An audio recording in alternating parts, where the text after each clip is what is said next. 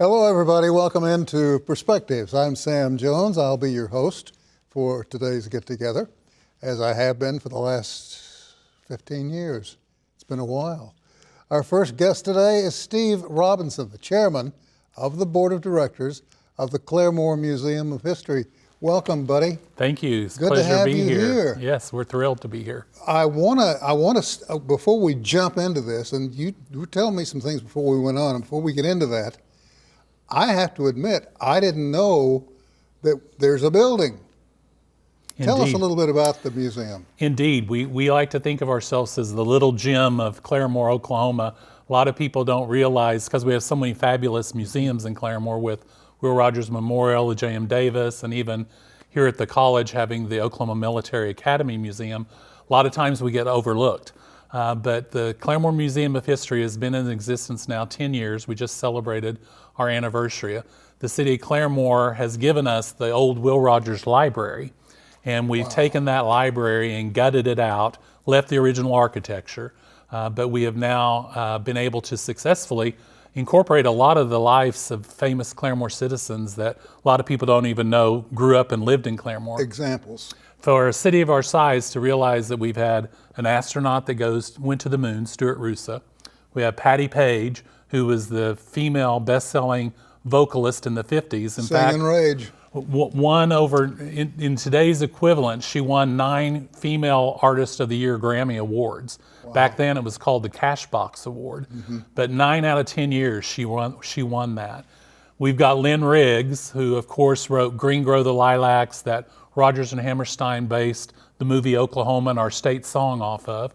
You've got Andy Payne, who won the Bunyan Derby back in the 20s, which was the equivalent of an Olympic race, and at that day and point in time, won $25,000, which was significant back in that day. And then just lots of other local, people that grew up in Claremore. Helen Robson, who married Sam Walton of Walmart fame, is in our museum, along with the Native American culture, a lot of the early Claremore history, the Black history of Claremore. So we've got a lot of great exhibits in our little museum, and we're very proud of it because it's all volunteer. You're pulling some national attention, though, too. We are. We just opened the Lynn Riggs Art Gallery. We've always been the Museum of History. Now we've got art to add to our resume. We inherited a lot of Lynn Riggs' paintings that he had in his home, his studio piano, his personal library, all of his photographs, his personal photographs of his living in both Santa Fe as well as New York. And so we've got those pictures, his books, the paintings on the wall, and it really is garnering a lot of national attention at this point. So you can see the picture first and then the real thing. We have the picture of Lynn in his home with the painting and the picture, and then the actual painting on the wall. Oh, wow. Where is it located? We're at 121 North Winona Avenue, so right across from City Hall on the east side of the railroad tracks. Back in the day, this neck of the woods, and I don't mean this in a negative way, Sure. It's just the way things happen, but back in the day, this part of the country was a little bit rough. You have law enforcement in there? We do. We have a lot of history around both Rogers County Sheriff's Office as well as the Claremore City Chief of Police Office. We've got all of the history behind who the sheriffs and police chiefs were. A lot of great photographs of crime scenes back in the bootlegging days. We've got pictures, and we most recently interviewed, a lot of people will remember him, but Dewey Buck Johnson, who was the chief of police here, went on to be Rogers County Sheriff, announced high school football games for 40 years. And his interview is quite interesting. I'll bet it is. And you've also got a publication, I think, coming out, it may already be out, Voices of Claremore. We did. We looked at the Voices of Oklahoma project, where a lot of great interviews of famous Oklahomans down through the years have been garnered with John Erling's help. And we thought it was such a great idea, we decided to do our own. And so on our Mo website, we now have a tab for Voices of Claremore. And we're in the process of interviewing a lot of the historical figures of Claremore and capturing their history, their stories, while we still can. Because that's really what we're about. Our mission at the Claremore Museum of History is to preserve Claremore's history one story at a time. Oh, I love it. I'll send you a picture of me. Yes, for sure. You can put that in there. I'd be curious to know what the reaction has been from the youngsters who come along, because there are so many things that the youngsters aren't getting today, not just in Claremore, but all across the country.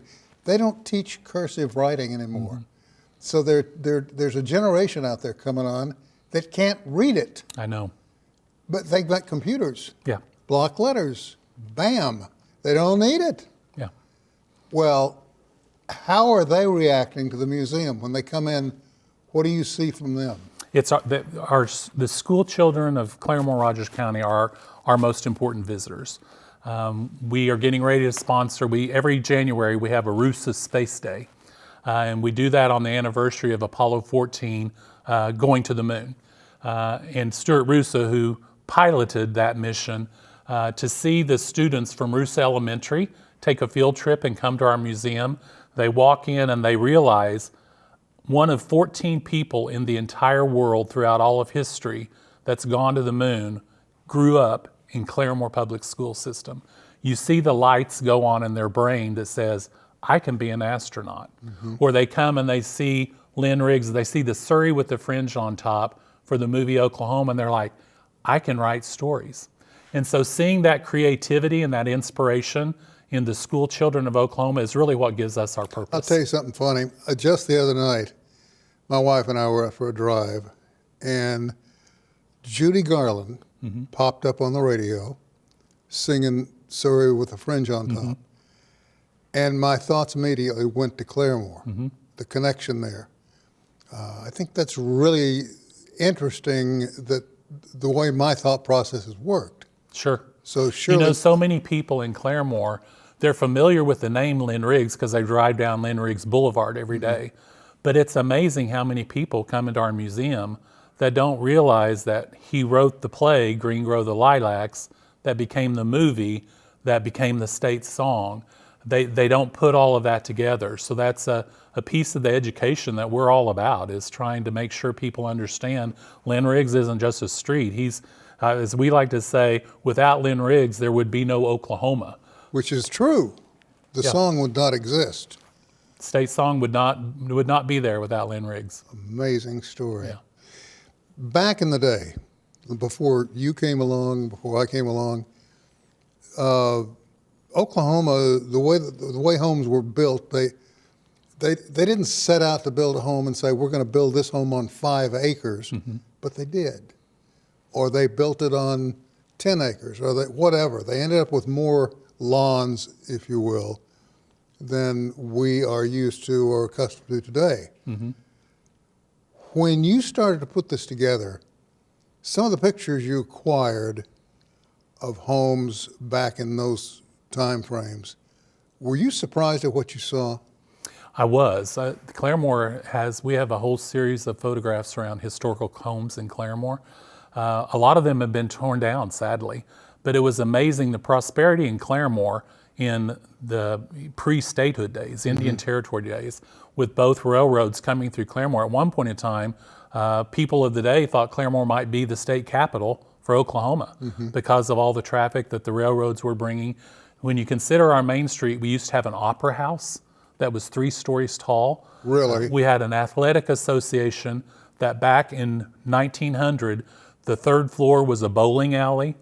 The 2nd floor had spas for people to work out. There were tennis courts.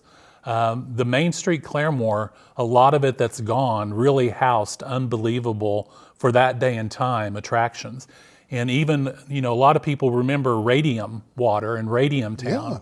Yeah. In the 1920s, Claremore's annual revenue from Radium Water was over $1 million, which equates to $20 million in today's economy. That's a lot of change. People from around the world would come to Claremore to experience the baths and the healing waters that they thought the baths we provided for skin diseases. And Will Rogers always said, he brought all his friends to Claremore to heal all their ailments. And he probably is right. Yeah. Nailed it. Yeah, the top floor of Will Rogers Hotel were bathhouses. What are the hours? Our museum hours are Tuesday through Saturday from 10 a.m. to 4 p.m. We also open up, upon request if we've got a group that's coming to Claremore on a Monday or Sunday. So give the museum a call if you'd like to come at some time other than those hours. But we're thrilled to host visitors and would love to share our story. And you're wide open to classrooms that want to visit. Absolutely, our favorite guest. And the unique thing about the Claremore Museum of History is we don't receive any state funding. So everything you see when you walk in our museum has been done by volunteers and has been paid for by the citizens of Claremore. Do you have a gathering of names of the folks that started this? We do. We have our founding members. We're getting ready to recognize them, in fact, in March. We're bringing together all of the founding members that helped get the museum started, because originally our building was the Claremore Library. I remember as a child, I had my library card there, and you would walk in and the typical librarian was there, and you did not raise your voice and went and sat at the oak table with the oak chair and would check out your book. So I got to tell you a quick story. How much time? I got a minute. Let me get this in quickly. I grew up in Fort Smith. Mm-hmm. We came over as a classroom to tour the J.M. Davis home, which was then housing the Gun Museum. Mm-hmm.